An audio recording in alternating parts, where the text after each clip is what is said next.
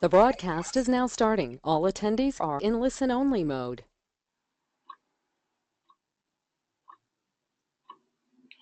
Well, hello, everybody. This is Dr. Kevin Pallas, and welcome to our webinar. I'm so excited to present this because it's my favorite, bar none. In all of TNR, this is the favorite concept, and here it is.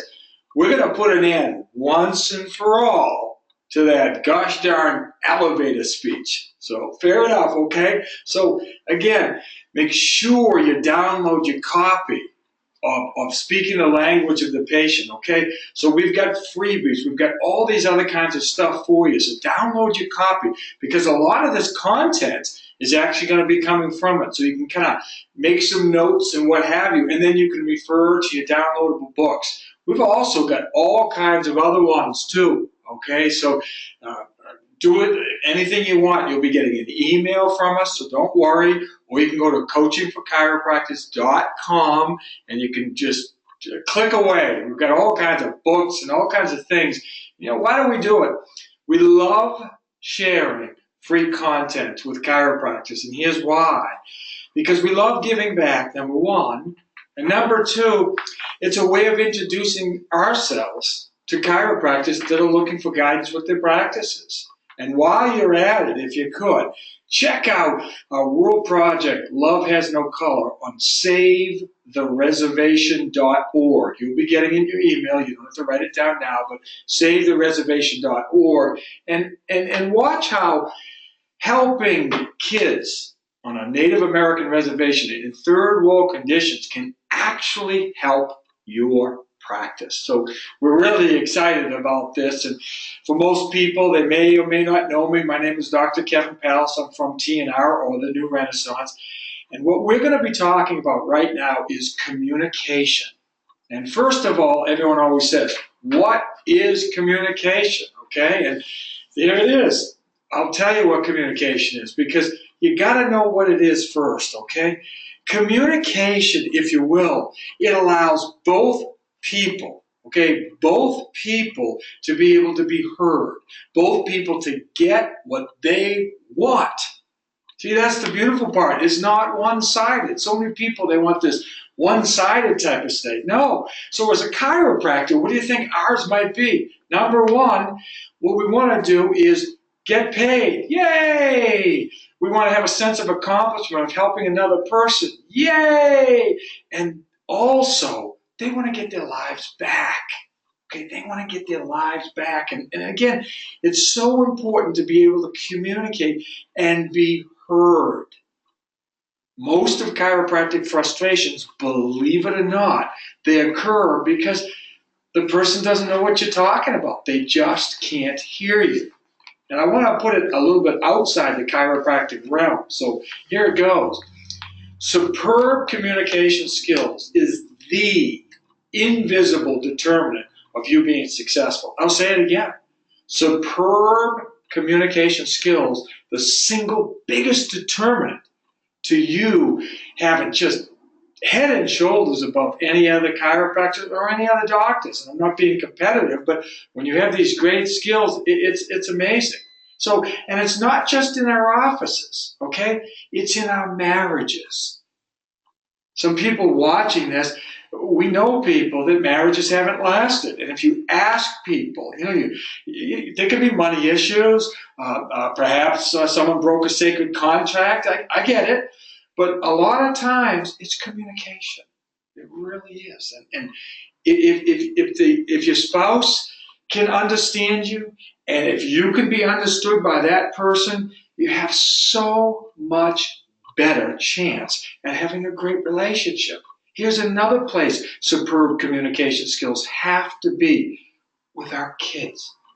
I hear so many people, as their kids, they get a little bit older, and once in a while they say this to you: no, I don't want to do it. And you're like, they're so cute and nice and everything when they're younger, but when they grow up, they maybe get a little bit sassy. What's that all about?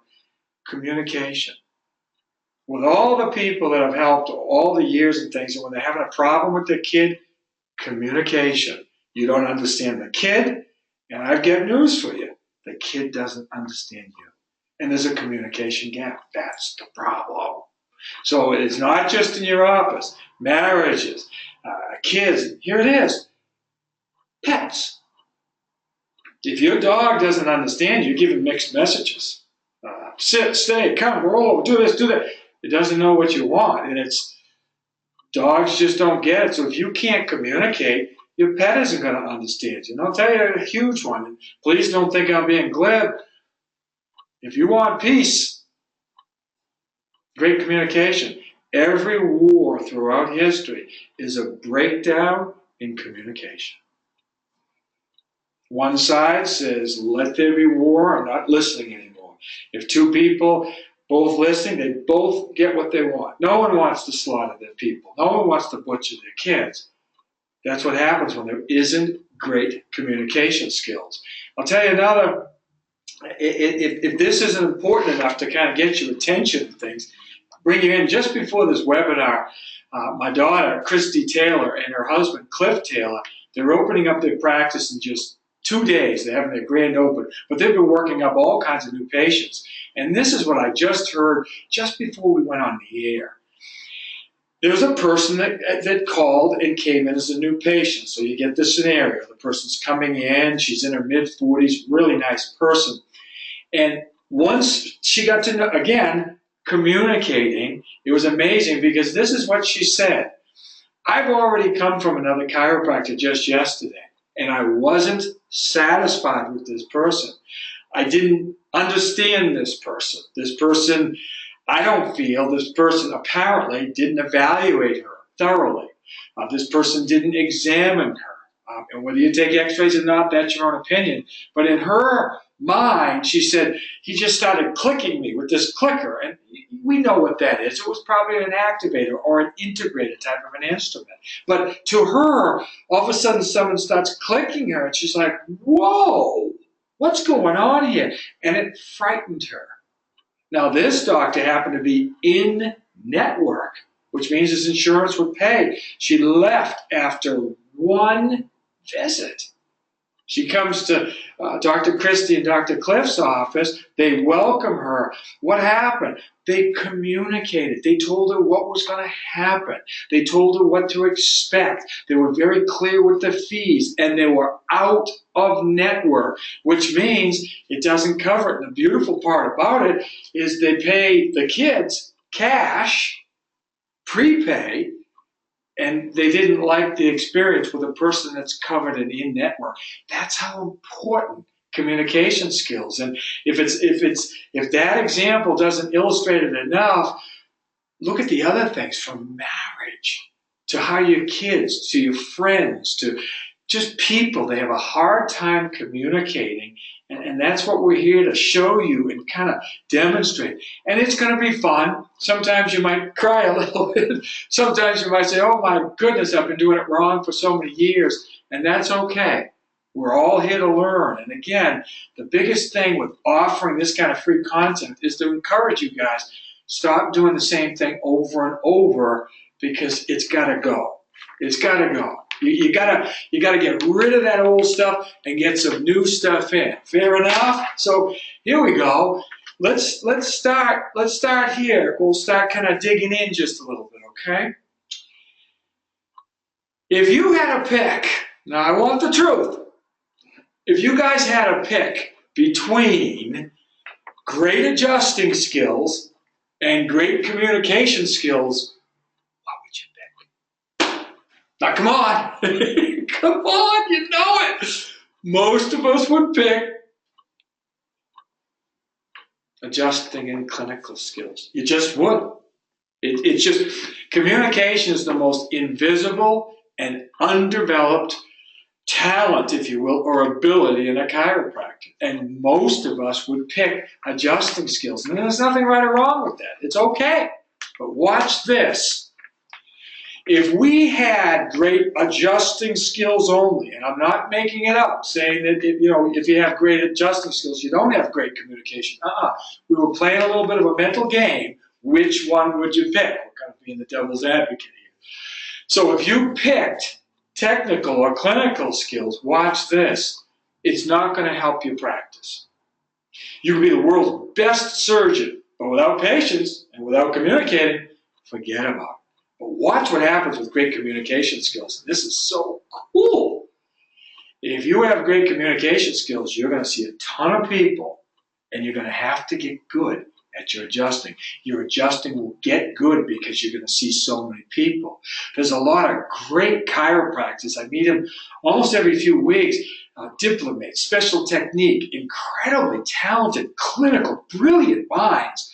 But their practices don't reflect that. And where's the weak link? It's not in their intellect.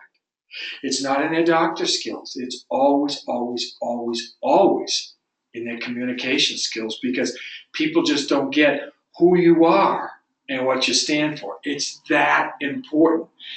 How do you know if you have great communication skills or superb communication skills? Well, I'll tell you something. There's one thing you can tell. I'm going to give you guys a big hint. If you found yourself saying like this, so for instance at TNR, we're very, very heavy on experiential events. Every month, 6 weeks, there's an experiential event to go to. How come? To improve our communication skills. Let me give you a great example.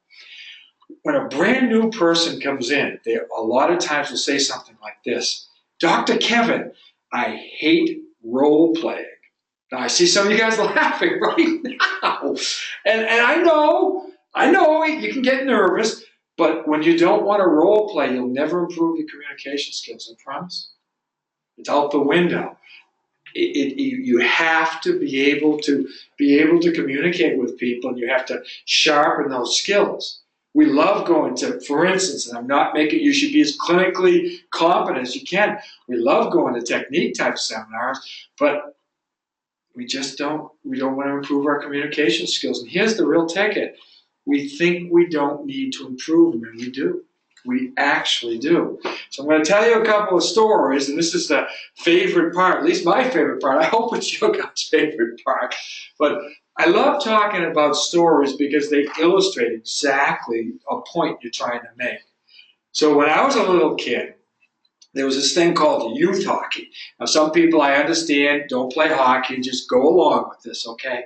But when I was a kid growing up, I just used to love, we had to raise a lot of money. So how do you raise a lot of money in the 60s? Okay, you don't have computers, we would, remember we had covered wagons and kerosene lamps. So what do? We sell candy bars. Sell candy bars. I absolutely, positively used to love it. And this is the part that amazed me. Some kids dreaded it. Now, Saturdays were when we'd go out and all this kind of stuff, and Sundays was your big game. So Sunday you get to show all your stuff, how you practice all week, and Saturdays we were out doing our thing, but Sunday was the game day. And a lot of kids, it was amazing. They all got sick on Saturday. It was amazing. Hey, where's this kid? Oh, he's not feeling so good. Where's this kid? He's not feeling so good. But it was amazing. On Saturday, they didn't feel so good. But on Sunday, they recovered enough to play the game. And our best player was the most introverted, shy type of person. Now, you got to realize, back in the 60s, there's no internet, there's no malls. It's just this, when you knock on a door in your town and you're wearing your colors, they know you're from the town, you're youth hockey. This is the time of the big, bad Bruins and Bobby Orr. I mean, there was nothing more cooler. We're wearing our shirts in school. We're just cool. If you played hockey, just amazing. And we just loved it. It was such an excitement. And when you go up to the doors, people would come up and they'd invite you in. It was just such an exciting time because they could tell your enthusiasm. But some of the kids, they wouldn't.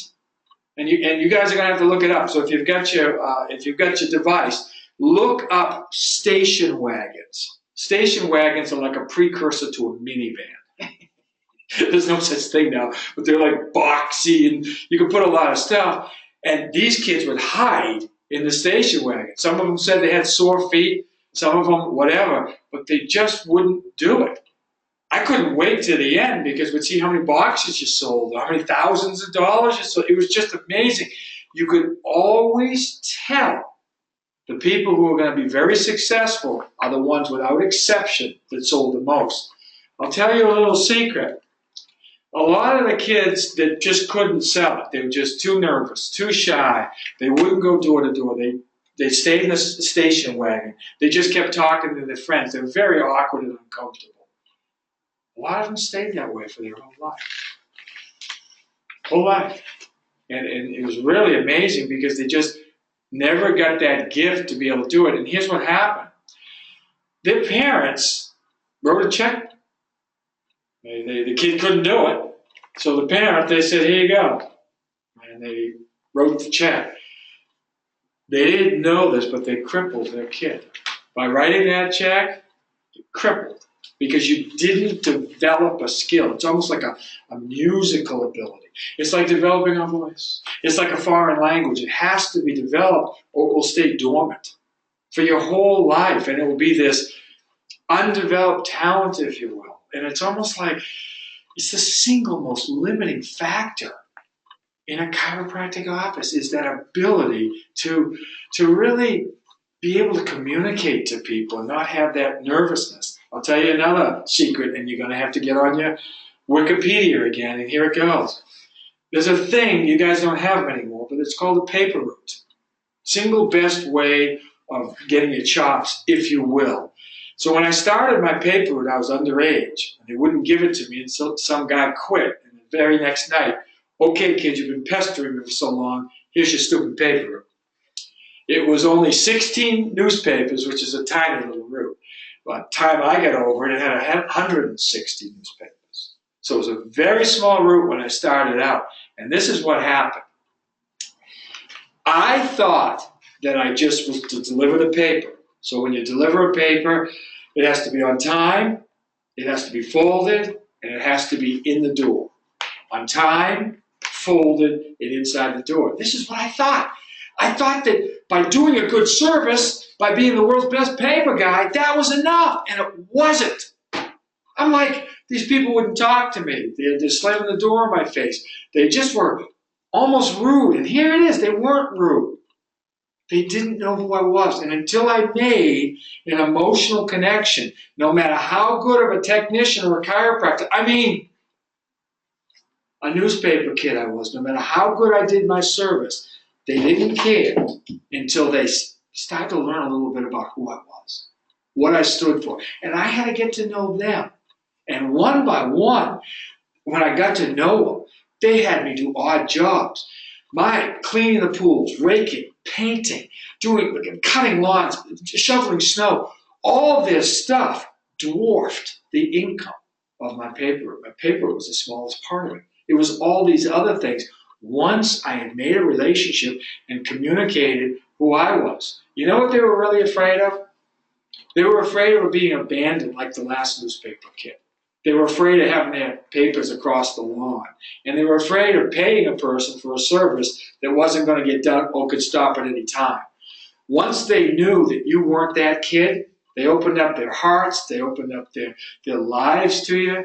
It's just amazing. And that's the thing that you've got to get with communication, because until you make that connection with people, they're not gonna do it. Okay? Here's something that's really big for a lot of chiropractors. I don't care how much you know about chiropractic, and I don't. You have to be able to communicate it to people. Okay? So again, the single limiting factor is how you communicate to people or how you don't. So watch this example. Let's pretend for a minute you're a real estate agent. Simple, right? And you're a real estate agent, and you know the price per square foot of a home. You know the taxes. You know the school system. You know all the demographics. You know the neighborhoods. You know everything about real estate. I don't care. Because until you can communicate and sell that real estate, it's useless. Remember when we talked about communications, both parties get it. You're not going to get a commission. And they're not going to get a great place to live and have their kids grow up. That's the part with communication. Both people get their needs met if it's good. If it's not, not so good. And that's what happens with chiropractors. And I want to talk to you right now about what communication is and more importantly, what it isn't. Okay? A lot of people mix up great communication skills with gabbing, with chatting, with friends. Good luck.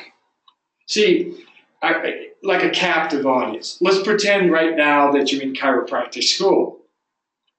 I'm sure we have people watching right now. You can talk to anyone in your class. How come? Because they already know you. They're a captive audience. Go up to a stranger. Watch this. How many people here, and you're going to laugh at this one, how many people have done things like you're in an airplane, and you know you get Chatty Cathy next to you, right? And she's like this, and you're like, oh my gosh. She sounds like your long-lost friend. She's chatting you up, chatting you down. She wants to know everything about you. She won't shut up for the whole ride. What happens when you grab your luggage and you walk down that aisle?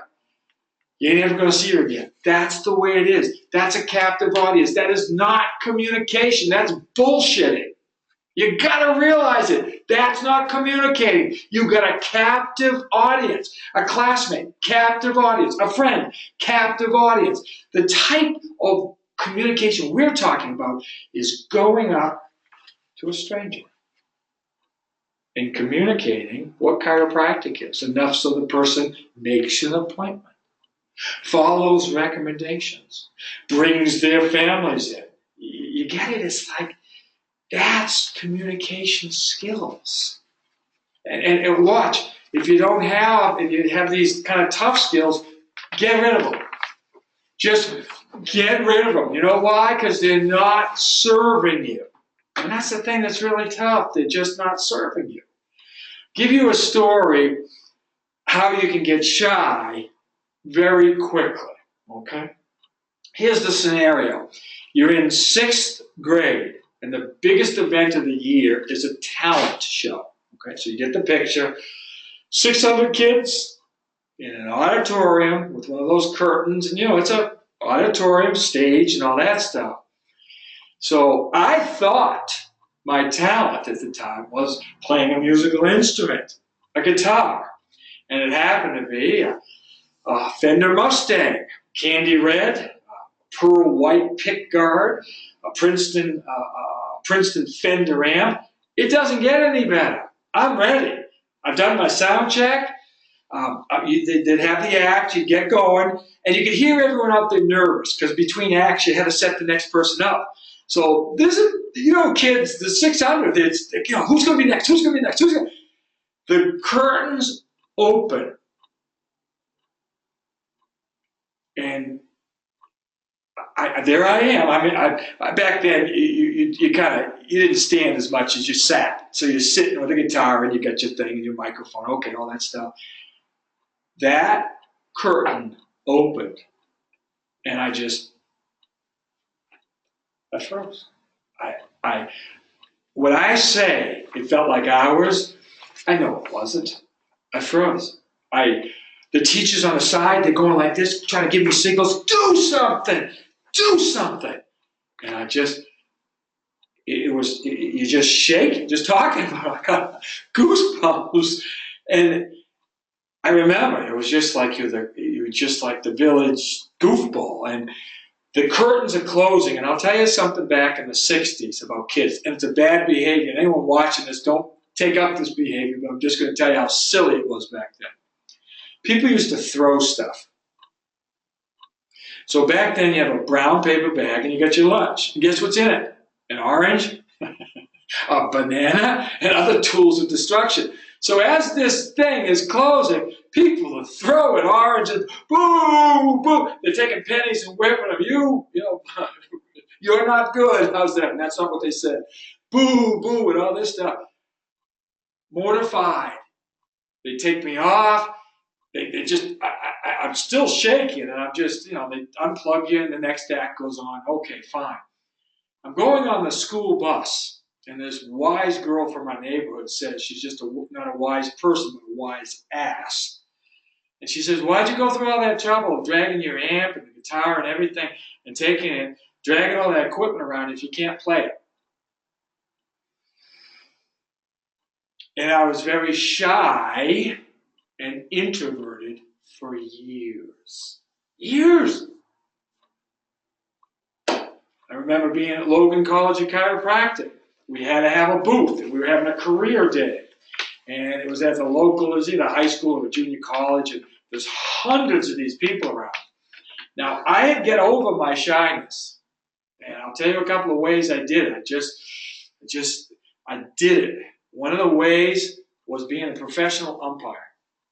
If you want to get some chops in a hurry, be a professional umpire. If you call a person a safe, they're your best friend. If you call them out, they wait for you out in the parking lot afterwards, and they want to have a discussion about it. And it was fun because in the heat of the moment, people are right in your grill. And that shyness and all that kind of stuff, see, I'm not saying it, I'm just saying it really, really helped. So going back to Logan College of Chiropractic, they wanted us to talk to students about having a career in chiropractic. Same thing happened as those kids in the hockey. I remember they were talking with their own students. So maybe we had 10 people from Logan College of Chiropractic. And there was 10 kids. They were talking with the vendors, but they wouldn't venture out. Me, I was getting to know the kids. I wanted to know the kids, get to know them. Hey, you ought to look into chiropractic. This is something that's great. But I want to mix with those people. I don't want to stay at the booth. And that's what I saw these people doing. And I said, it's not gonna help. It's not gonna help. It's like that's what cripples chiropractors. It cripples them. And I'll tell you a little bit of an insight, if you will, into me. When I was younger, in the 60s, in the second grade, there was only two classifications of kids. There was the regular kids, and I know it's a tough word, but this is what they called it back then. And if you're from Boston, the retarded kids, not the retarded kids, but the retarded kids. And here it is. I had ear infections. I'm the sickest little kid. I'm missing all kinds of school. And this is what happened. First grade, you were just painting and goofing around. You could ask the kid next to you in the elbow, hey, what'd you say? And he'd tell you, and you were good to go. But I got flagged in the second grade, and they assigned me to the retarded class. When I say these kids were in trouble, these kids had real problems. The head teacher, when I try to answer a problem, I said, get me out of here, lady. There's been some mistake. Get me out of here. If I raise my hand, you guys are going to, again, go on your Wikipedia or your devices. There's a thing called a ruler. It's used to measure distance. It's a wooden thing. They don't have them today. But it's supposed to measure distance, but it can also be used if you raise your hand. Guess what? She's used as a weapon. I'm not making this stuff up, but it wasn't a Catholic school. It was like you were living in HE double hockey sticks. It was just horrific. You were in a prison without bars. There was no relief.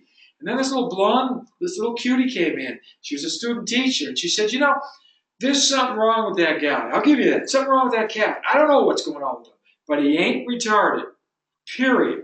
And she made it her business to just work me and work me and work me and work me. She sent me home with homework. She did this. She did that. And soon I could start to read better. I could read. She goes, you get at the third grade level, I'll get you out of here. Boy, I wanted out of there so bad. So I read at the third grade level. She went up to the head teacher. They had a huge argument. Don't you tell me I know everything. And she threw her out of the class. She threw me out of the class. But I got out. I never got a chance to thank my reading angel because she got fired. She got fired for putting herself in harm's way to help this kid out of a place that I didn't ask to be in and I didn't deserve to be in. And she got me out of there. And I remember the biggest early lesson I had in life is this. I got a second chance. And if you have someone in your corner who believes in you, you can do anything. There's nothing you can accomplish. And that's what I do today. Fast forward. I have a mentor, and his name is Dr. Joe Felicia. And again, he saw something in me. I don't know what he saw. And I was bored, and I lost my mojo. I'd see just backs and necks all day, sports injuries, backs and necks, and this. And, it just wasn't a complete representation. And you can practice any way you want to. I'm saying for me, after a while, it just didn't have the purpose and passion in it.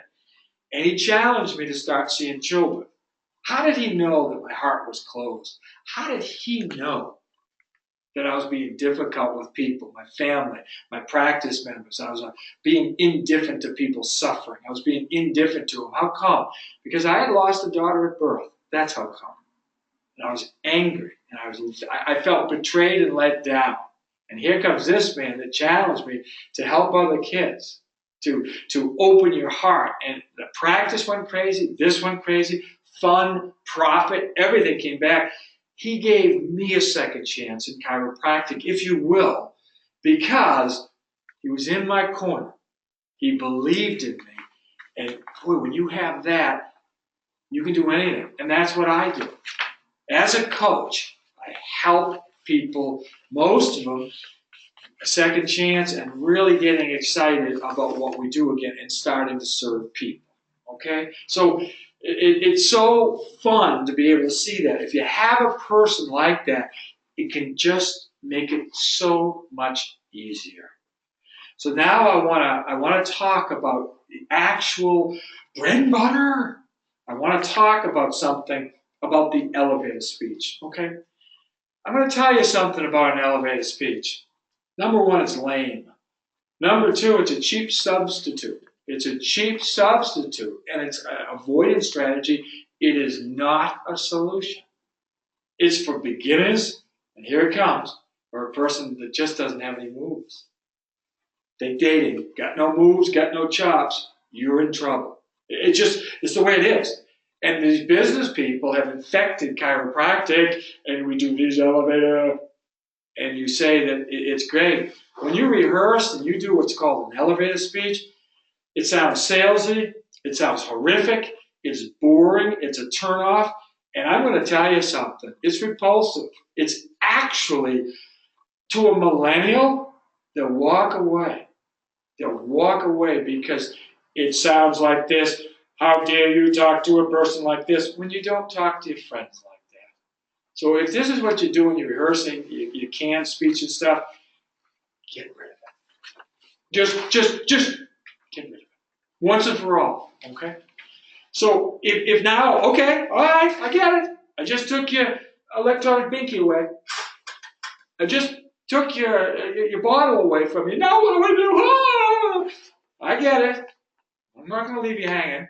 And I'm going to show you how to really communicate to a person so that they can, when you can talk about chiropractic to anybody, anytime. Does that sound like something you'd like to do instead of that elevated thing? All right. So here it is. Introduce yourself, your name. Slow down. Hello, my name is Dr. Marie, and I am a chiropractor. And in 1895, there was a black deaf janitor. And what? People are just going to leave. And if they're polite enough not to tell you to kind of be quiet and say something else, you're still not making friends and you're not influencing anybody because everyone knows a canned speech when you say it. So getting back to what you should do, slow down, introduce yourself slowly, speak slower, look them right in the eye. And here's the thing, ditch your gosh darn phone, would you? Just get rid of it. You won't die. I promise you, you won't die if you unplug yourself. Just put it in your pocketbook, put it in your pants, get it out of sight. When you're like this and you're doing an elevator speech or you're communicating, you're doing this, forget about it. Just leave. Just get out of it. Because if health isn't worth that person's undivided attention, or you as a doctor, find another occupation to get in that is going to be taking that much conviction and that much purpose you're going to have for saving another person's life. Okay? So again, tell them you're a different kind of a chiropractor. You've got to say that. I introduce myself. I look them straight in the eye. I slow down, and I introduce myself as a chiropractor, but a different kind of a chiropractor. Sure, I see low back and neck pain. I get it. Everyone does. But realistically, a lot of people don't know that you can have accumulated layers of injury that can compromise our nerve system. Uh-oh. And when you compromise the nerve system, sometimes there's some subtle and not so subtle problems. Like let's say for a kid, you're not going to really see pain, for instance. You might see food allergies. You might have learning.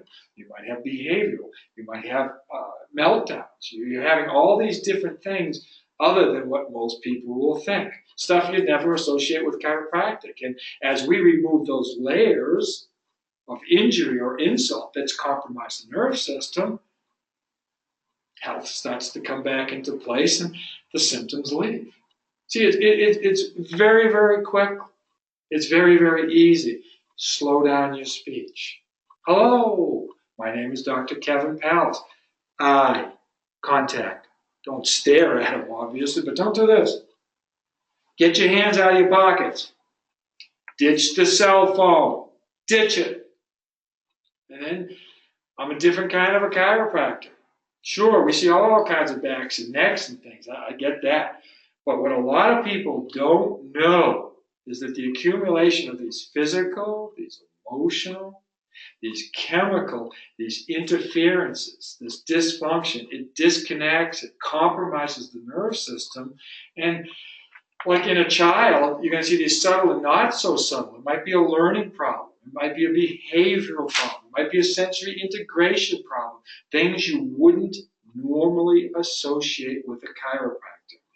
As we remove these layers of accumulated insult to the nerve system becomes less compromised and health returns. It's that simple. So what do most people say? Most people do something like this. The elevator speech, and you're talking about all this stuff, and it's confusing and people don't get it. So if I've done it twice, I've done it a little different. Every time I do a double take, you'll see it. It's coming from the heart. It'll be just a little off. Make it your own. I've given you 2 ways of introducing yourself in any social situation in 30 seconds to get rid of it. That elevator speech. Get rid of it. And start showing people how you can do it. Now watch. I believe it's between 35, maybe 40 seconds to what I did. If the person's real interested, I want you to communicate how you've never communicated before. Now watch, we're having a graphic here, and I want you to look over here. It looks like these little circles, concentric circles, like if someone threw a pebble in a pond. That's exactly what it looks like. So what I want you to do is explain it further. Now, if the person isn't genuinely interested, walk away. Do not hound people and don't push it with people. But if they're genuinely interested, here's the concept. These layers of injury, they accumulate until they get to a certain threshold. And then the nerve system says, I give up. It's the straw that broke the camel's back. You can't do it. It's too much. And then what happens? We get these subtle or not so subtle, these symptoms, if you will, or these ways that when a nerve system is damaged, it's really tough. And what happens is millennials get this concept, and let me tell you why. Because as we add these layers of physical, emotional, and chemical, they know what you're talking about. Because as we add more and more layers, kids are very sensitive to the house they grew up in. Boy, they're sensitive. And if there's too much bad stuff going on, there's a war zone going on, the parents are fighting, the kids are fighting, there's bad stuff, there's economic stress, kids are sensitive to that. It compromises the nerve system. And we're going to have some type of expression in subtle or not so subtle ways. It could be learning. It could be immune system. And kids know that. So what, millennials know that about their kids. Watch. If this is chronic, and they know it keeps adding and adding, they know the concepts of Alzheimer's. They know about cancer. They're all connected to those diseases. They're chronic, degenerative, and progressive. And when you show that these layers of injury that compromise the nerve system are chronic, degenerative, and progressive, you're going to start to make communication where you couldn't do it before. They get it. You're going to be unique, memorable, and you're going to be relevant because they already know this concept. And if you can just use it to explain chiropractic, you can get rid of that old stuff that doesn't work. Fair enough? So again, here's the diagram. Let's use another example, shall we? Let's talk about, and not that this has ever happened, of course, okay? What do you say? How do you communicate to a person when they say no or they start resisting? Okay? So let's say a person says they can't afford it. What do? We always use logic, and you can't. We always answer questions. You can't. I can't tell you enough by answering a person's question. So this is what it sounds like. Mary, it's going to be 3 times a week for the next 12 weeks. Your adjustments are $65 each, and we're an out-of-network provider, so the cost of it is $2,200 odd.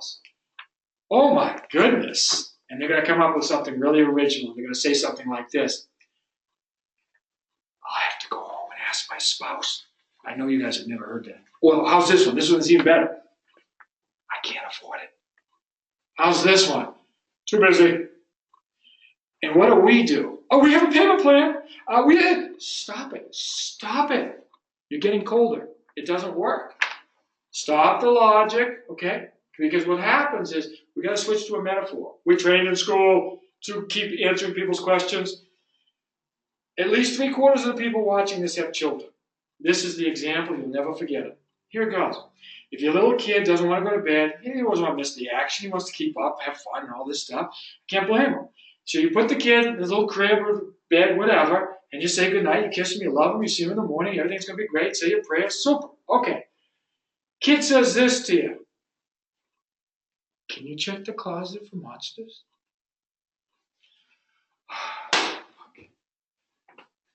Can you check under the bed for monsters? Can you get me a sippy cup? They got you on the run. That's what happens when you answer the question. You have been told over and over, don't answer the question, and have a metaphor. Have a metaphor that explains who and what you are. Have a metaphor. In your learning the language of the patient, you're going to see a bunch of them and things. You're going to see other free material. You can get all kinds of metaphor. All that free content, you can get all of them. Here's one that I say. I've said it thousands and thousands of times. When I was a young kid, I had a coach take me under his wing. And he said, you could be an All-American and All-Scholastic. It's a pretty much of a stretch of information when I wasn't even on the varsity. And here it is, I'm getting D's and F's. Pretty hard to be an All-Scholastic if you get D's and F's. Oh boy. So I didn't know what he was up to, but he worked me hard and worked me hard. At the end of the season, he said, I'm having this summer hockey camp. Now, for you guys watching it now, rinks are open all year round for the most part. But in our area, there's this thing called MDC rinks, and they weren't open all year round. They were very seasonal. Only a few rinks were open. They were the ones that had the summer hockey camp. And he said, if you want to be an All-Scholastic, if you want to be a Division I or even maybe a pro, you got to come to this summer hockey camp. And I remember the excuses I told him. And I said, Coach, I can't go because I don't have the money. It's $35 for 2 weeks of camp. And then I said to him, I can't get there because I only have one car. And it's in Boston with my father. We were a one-car family.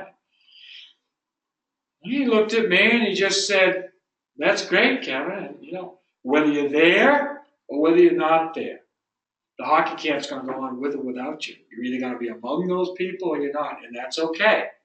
But the Division I kids, the All-Scholastic, they're all going to be there. So when I tell that story to a person, someone will say this, I can't afford that. And I said, would you mind if I told you a little bit of a story? It might just help just a little bit, or maybe it won't help, but here it is.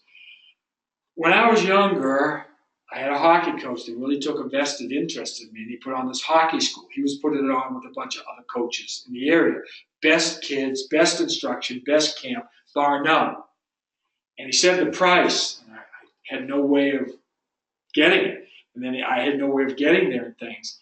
But I remember very, very distinctly when he said, it's going on with or without you. And I found a way to make it happen. I broke into my sister's piggy banks. Sorry, girls. I did it. I had single dollars, coins, maybe a 10 spot here or there. But That's how I did it. And I thumbed there. And if you look up Westwood, Massachusetts and Natick, Massachusetts, I don't know, depending on which way the crow flies, 16, 18, 20 miles. It's a distance. But I got there. I wasn't taking no for an answer. And if I thumbed as a 14-year-old kid to get to a hockey school in the middle of the night, you can make this thing happen too. What would you like to do? Now, I'm being a little dramatic for the webinar. You slice it down just a little bit, so it's real quick. But it illustrates a thing about me. I don't let people down. When I say I'm going to do something, I'm going to do it. That's what it does. And then it invites that person to have that kind of commitment to their care. And again, that's what I want people to know about me. It illustrates. And a lot of people say, you know what? I've been to a bunch of people. Let's get this show on the road. And they'll actually change.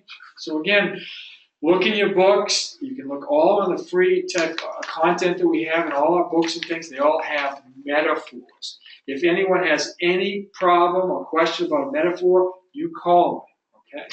So with communication, here's what we have to do. We have to enter the dialogue into a person's mind. I'll give you a little secret. Every mother has their mind on one of their kids. Let's say they have 3 kids. They're always thinking. I'll give you another example with my daughter opening up her new practice. And my son-in-law, Dr. Christie and Dr. Cliff were at a gym and they were speaking on chiropractic, and they did something very similar to what we did earlier in the webinar, almost verbatim. A woman who didn't look like she was interested at the time, you forced captive audience, you forced the listener to make a little presentation. Later, she reached out to him on Facebook, social media, and said, I'm really interested in my number 2 kid. What you said made sense to me. You're different than other chiropractors. It made sense to me. See, that's the cool thing about communication, because if you're not relevant, and if you're trying to voice something or do something new or something, people just don't have the time to just click you out. But if you're entering in a dialogue, that mother's already worried about her kid. If you're boring, if you're irrelevant, if you're a salesman, forget it. Cesar Millan, the original dog whisperer, how can he get your dog that you own to act so well? How can he get that behavior? That's the power of great communication skills, because when you don't have great communication skills for the rest of your career, this is what you'll hear. I'll have to go home and ask my who? I can't, and I'm too busy. And again, that's the price that we pay without having superb communication skills. So if you don't, or if you're using that old-fashioned stuff, trying to do sales or marketing, those are all great. Sooner or later, you come up face-to-face. Get rid of that old stuff. Just get rid of it. It doesn't work and it's silly. Here's another one, okay? This is a great one. Let's say you're at a health fair. Let's say you're at a farmer's market, wherever you are. They identify you. Maybe you're in a booth. And they know you, okay? They know you as a chiropractor. And someone bellies up to you and says, Dr. Kelly, what do you know, or can you help chronic ear infections? Now, I hope you guys are sitting, because you're going to fall down laughing, because this is how you sound. I know lots of things about it. There is a nerve that goes from the brain into the ears, and it is a very important. In fact, it's called a cranial nerve. And what happened? And the person's like, what are you talking about? Because we always turn the language of the doctor, not the language of the patient. Ditch it! Get it out of here! No more! It's gone! Ditch it! Ditch the elevator system. You get it? It's like, just hold it right there. Hold it and just stop it. Here's the answer. No learning, no nothing. Dr. Kelly, Dr. Kelly, do you know anything about chronic ear infections? And here's what I say. Who do you know that has ear infections?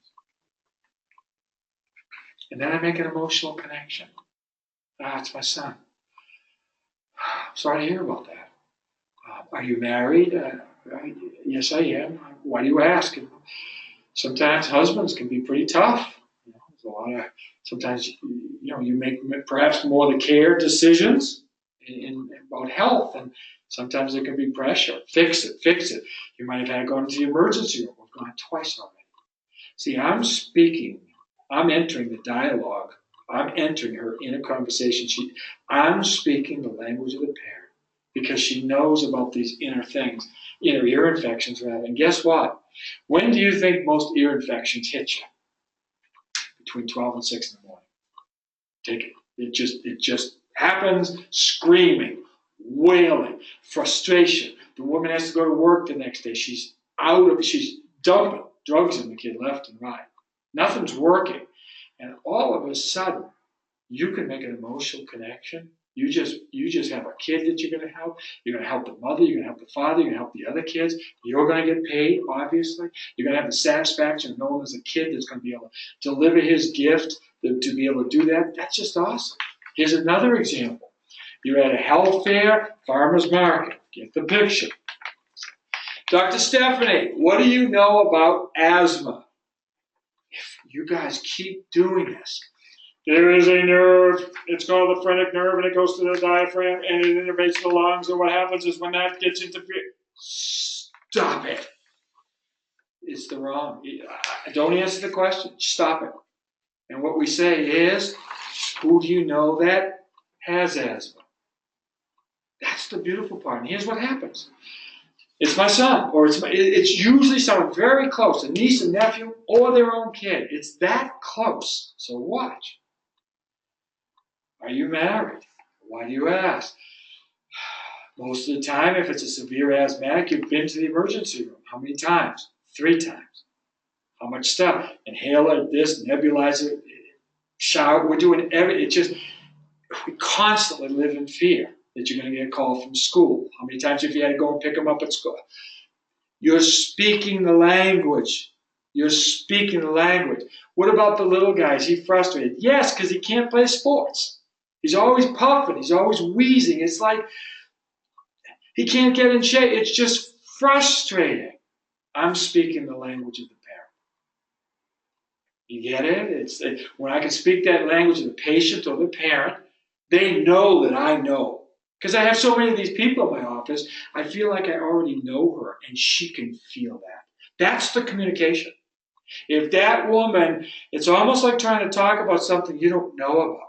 So if you've never played a musical instrument, well, you just hit the strings, I can tell you've never played a musical instrument. Just how you hold a guitar. A model, when you see him modeling stuff, she's never played it. You can just tell. It looks like a Halloween costume because they don't own it.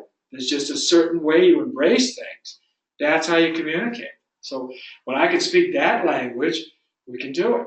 How about this one?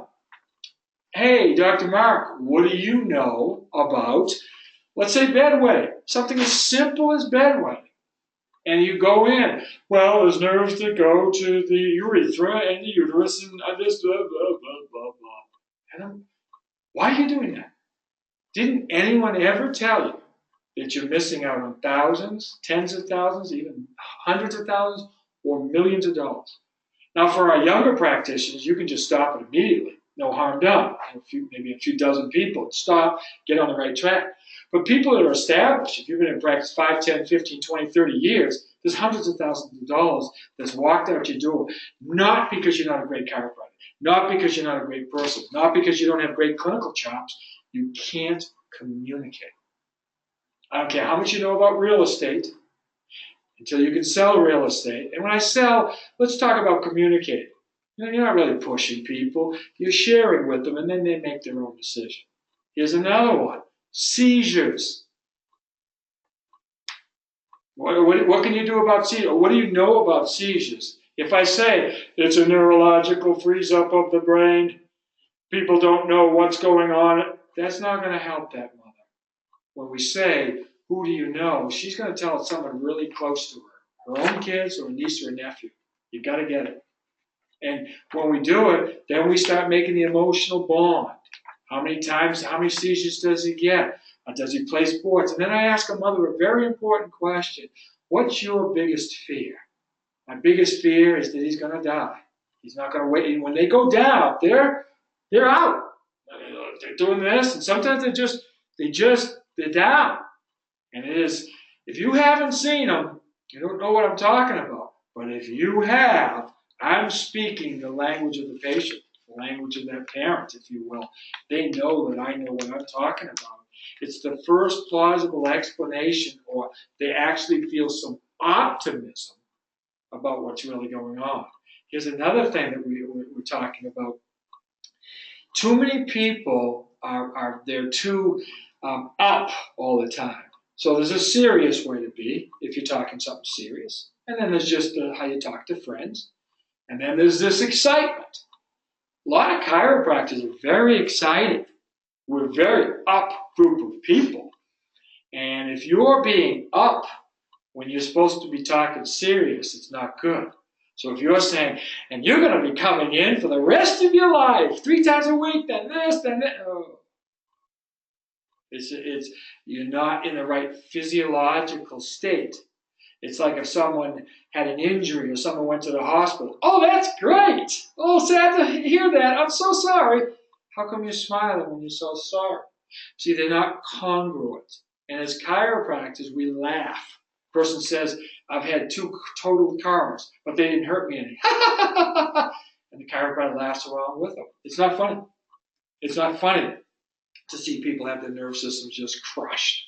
And we sit there and laugh because it's a nervous laughter because we don't communicate. This way, we do want to communicate. And the fun part about it is when you're serious, talking about money and recommendations, speak a little slower. Make that eye contact. It's not fun and games time. Oh, we can't visit your mother this weekend. It's not funny. And we have to be able to speak or communicate in the right physiology. There's a time to be upbeat, excited. There's a time to be kind of just regular voice like I'm doing right now. And then there's a time to be very serious. And knowing the difference between those lights out to a chiropractor, especially reported findings, especially recommendations, especially getting referrals. So if you've always had wrapping it up just a little bit, if you've always had the suspicion, you've had a suspicion that you know you could be doing a whole lot better than what your current practice results are. You almost know it. You just know it. If you've had that suspicion, you need to set up a video conference with me, almost like what I'm doing here, except it's a little more relaxed, obviously, and less stuff and what have you. But you and I get a chance to really get to know each other, and I get to see what your obstacles are all about. You fill out a little bit of a questionnaire. It really allows you to see where some of the areas need improvement. Then I look it over. We get on it. It's totally free. There's no pushing. There's no pulling. And in just a matter of a few minutes, you're going to see that practice, what it would look like with communication skills, with having all the things in place. But most importantly, and I want to say this humbly, but most importantly, you're going to have someone in your corner that believes in you. Someone that knows, someone in your corner that believes in you and can literally, you can accomplish anything. There's nothing you can't do when you have a person that believes in you and is in that corner, because that's really what it takes. And if you're that person that's just had it and just saying, I just know I can do so much, because sometimes in chiropractic we forget. Just like when I was more of a musculoskeletal, I forgot about how the R and respect of chiropractic. I kind of just lost that mojo a little bit. If you want to get that mojo back, and you want to get it back now, please call me. We'll go over, we'll get to know each other, you'll get to see if it's a great fit, and you'll have the opportunity to be able to move forward and claim it, because it's not a matter of your skills. It's not a matter of you don't have this, you don't have the caring and things. It's the ability to put the whole thing together, have someone that walk you through it, make it almost formulaic, and have the practice of your dreams. Remember about communication. You're going to get your needs met, income, social stature, excitement, making a difference in people's lives, and you're also going to have those kids come back to life if you want to see children. You're going to have people that you're going to get them back to the life they want to. So it's win-win for everything. And this is Dr. Kevin Pallas from the New Renaissance, and I hope you enjoyed the webinar. We've had the most people on this particular one. Our assistant Krista is doing a great job getting all you people involved. We'll have another one in another few weeks, and thanks so much for tuning in. Share it on social media contacts. Let everyone else know what you guys know to be true. Communicate and watch your practice grow. Thanks.